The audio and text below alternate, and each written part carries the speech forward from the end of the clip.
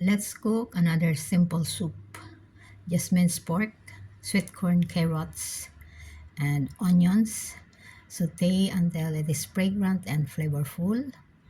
Then I add fresh tomatoes, some salt, white pepper, and squid balls and shrimps for the taste. And just saute.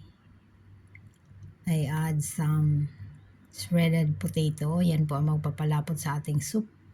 I add also 3 cups of water, some chicken powder, and I cut into short pieces the spaghetti. Now it's ready. I put kinchay to make it more flavorful.